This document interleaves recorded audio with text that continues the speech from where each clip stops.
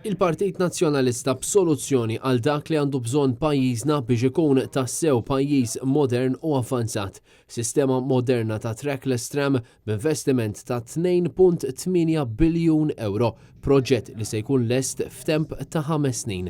L-infrastruttura meta ppjanata biħsieb u skont il-ħtiġijiet u l-aspettattivi ta' soċjetà moderna isservi ta' mezz ewlieni li jtejjeb il-kwalità tal-ħajja tan-nies. Il-Partit Nazzjonalista huwa kommess li jpoġġi lill-bniedem fiċ-ċentru tal-politika tiegħu anki fejn jidħol l-investiment fl-infrastruttura ta' pajjiżna.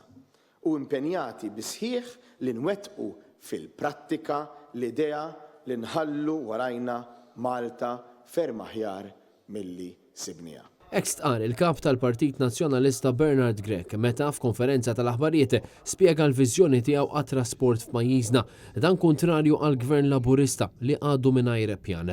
Fil-viżjoni tiegħu, il-Partit Nazzjonalista jipproponi li jintroduċi trackless tram, proġett li għandu l-istess vantaġġi ta' metro, iżda binqas spiża u inkonvenjent.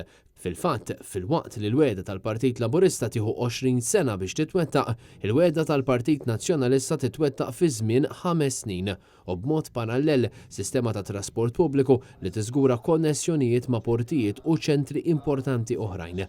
Bernard Grech saħaq li din l-implementazzjoni tibda issir fi ftit xhur ta' gvern ġdid nazzjonalista fejn se jiġu indirizzati ir-rotot kollha u s-sinjali biex tibda tiddaħħal is-sistema li se ttejjeb il-kwalità tal-arja fil-lokalitajiet tagħna.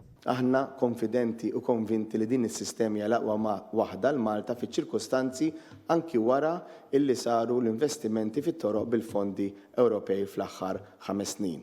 Aħna ma naħlux, aħna nużaw dak kollu li huwa available fil-pajjiż, f'dal każ nużaw ukoll it-toroq illi jagħmel gvern Laburista li aħna allura jidrinna li għandna obbligu wkoll li nużawhom u se nagħtukom jekk intkom tażluna fi żmien 5 snin sistema ta' trasport pubbliku tal-massa li taħdem u li tiswa fraction ta' dak li qed jipproponi Partit Laburista u li allura ħajkun qed jagħmel ukoll ħsara ambjentali kbira dak li qed jipproponi l-Partit Laburista.